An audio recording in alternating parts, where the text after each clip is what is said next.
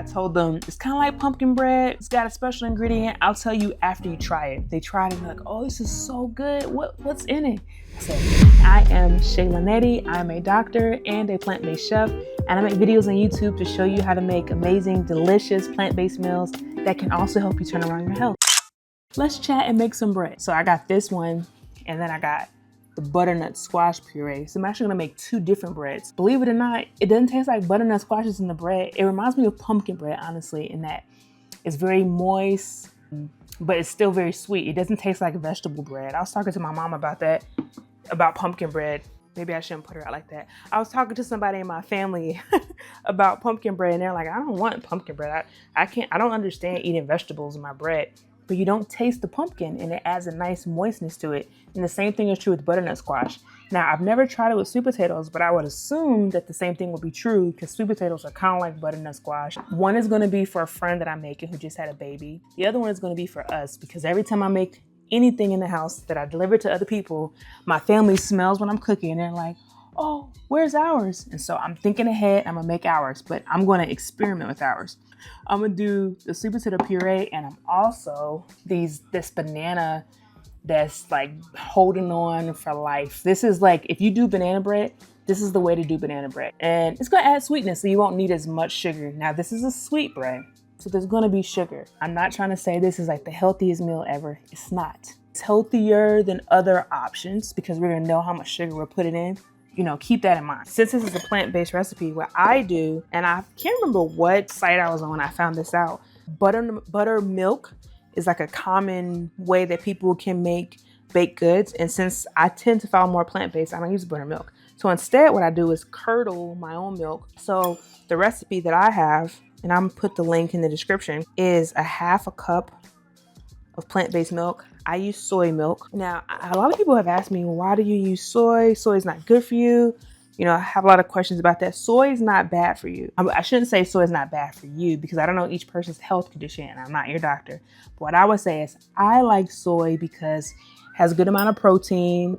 I like the flavor and it's not too many carbs like I would get from like an oat milk. I know a lot of people, when they talk to me, they're concerned about soy milk because it's like, oh, well, you know, aren't you worried about the estrogen that's in soy milk? And the estrogen that is in soy milk is actually phytoestrogen, and phyto stands for plant. So it's a plant-like estrogen, and it's not actually replicating the negative effects that you can see with estrogen when it comes to like breast cancer and things like that. It actually replicates the beneficial parts of estrogen. I have a friend, she's a doctor, who highly recommends people eating soy to help with those menopausal symptoms because you're losing estrogen. And that's based off research. So I'll, encourage you to look into that, but talk to your doctor about it. Don't be afraid. So anyways, so I got the plant-based milk. I added in my apple cider vinegar, and I'm gonna let this sit and do its curdle thing. So while that's chillaxing, work on the dry ingredients. It's gonna be flour, all that. So for the person that I'm making this for, I'm gonna do this recipe exactly like how I say to do it in my description. But for us, I'm gonna try a couple different things because I wanna get better at like adding whole wheat flour and things like that into recipes. Because people are always asking me, well, how can you make this healthier? I don't want to make it healthier for somebody who's never had it before and it tastes bad. I have a scale here, which makes everything easier. 1 cup of flour is 120 grams. Now, normally I would sift this so that, get rid of all the clumps and stuff. Trying to make this a little bit more convenient today. So 2 teaspoons of baking powder, half a teaspoon of baking soda. And I like to just keep it in this big container because I hate having it in the other containers where you got to get to the hole and bust it through. So I just put it in here to make it easy for myself. And then the fun part for me are the spices. Now my recipe, I like give measurements, but this is kind of where I go with the flow. So that's all spice. I just put in a little bit of ginger powder. This is a little bit of cardamom, like just maybe 1/4 teaspoon of the nutmeg. It's about a tablespoon of cinnamon, 1/2 teaspoon salt. This is kosher sea salt.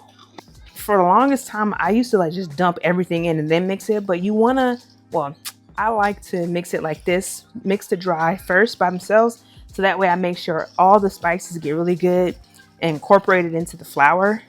So that way when I add the wet, everything is nice and combined and you can taste like even flavor when the bread is baked. when I have people coming over and I want them to like be, you know, like, ooh, it smells good in here, I make sure I bake a bread or maybe even like a cookie, so that when they walk in, they're like, something smells good. This is going to have your house smelling good. Actually, I shouldn't have used this bowl. I should use a different bowl. I'm gonna put it in this bowl.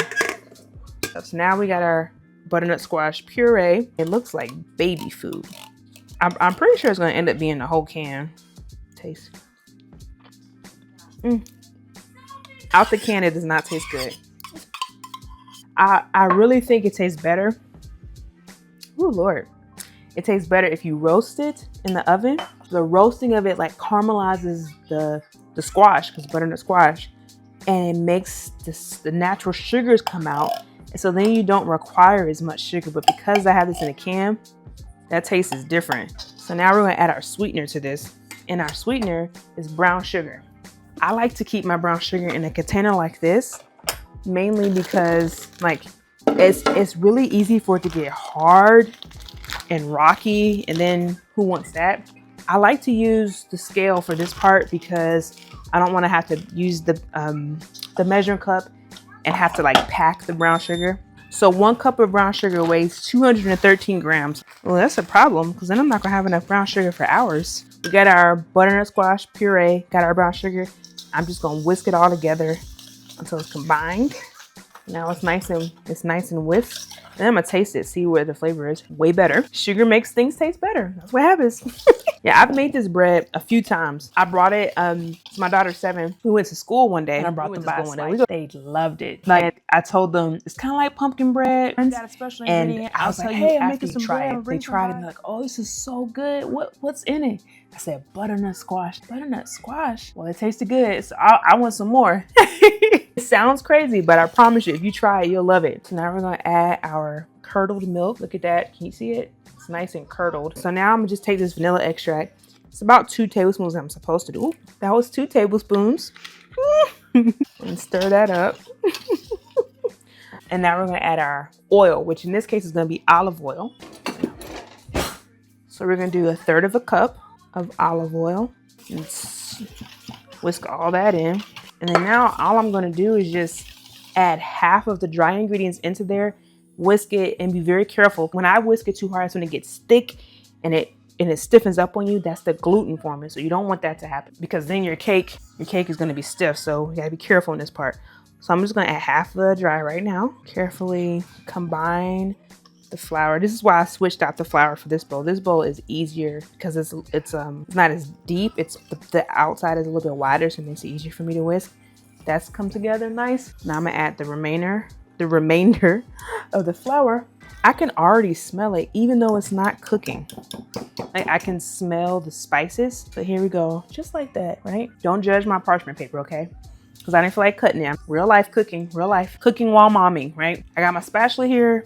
Got my loaf pan. I put parchment paper in it so it's easier for me to lift it out. And then I'm just gonna pour it in. That's how it ends up looking, just in the pan. I'm just gonna smooth it out, kind of level it like that.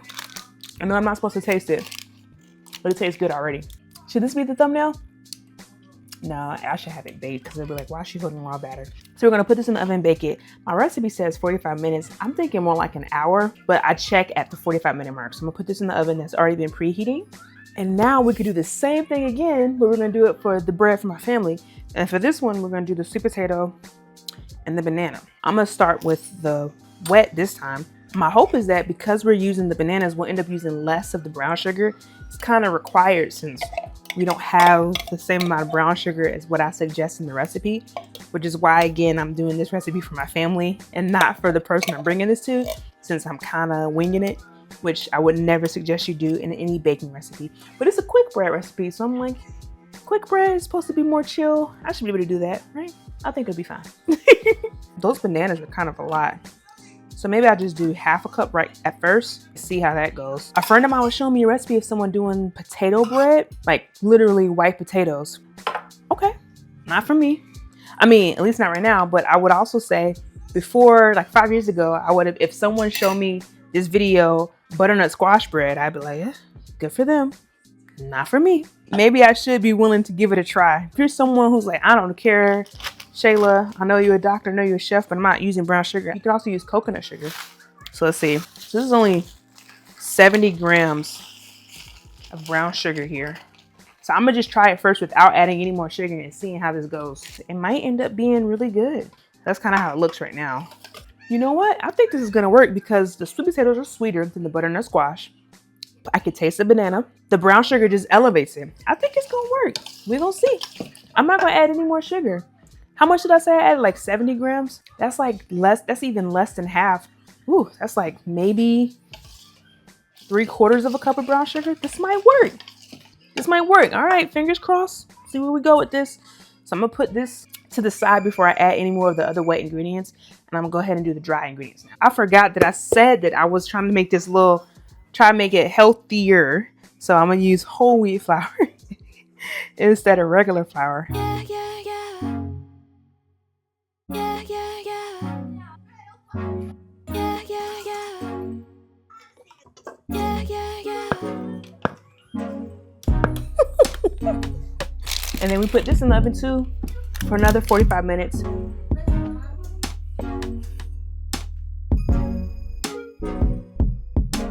The bread is done. This is my family's bread. This is the one that has the whole wheat flour.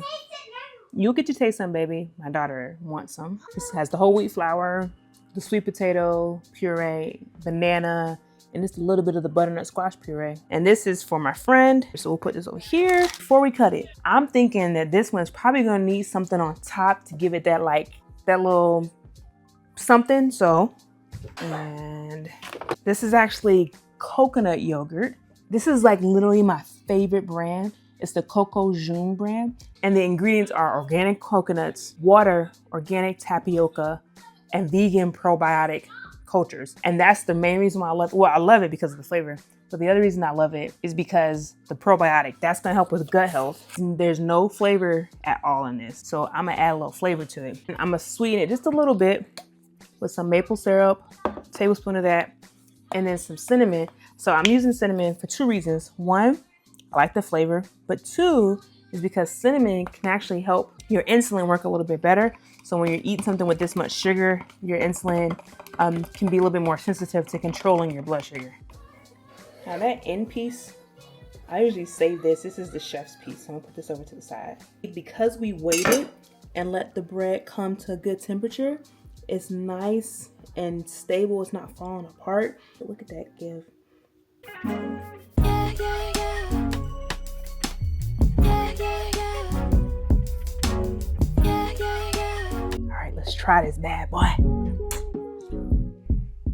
Oh, that was a fail.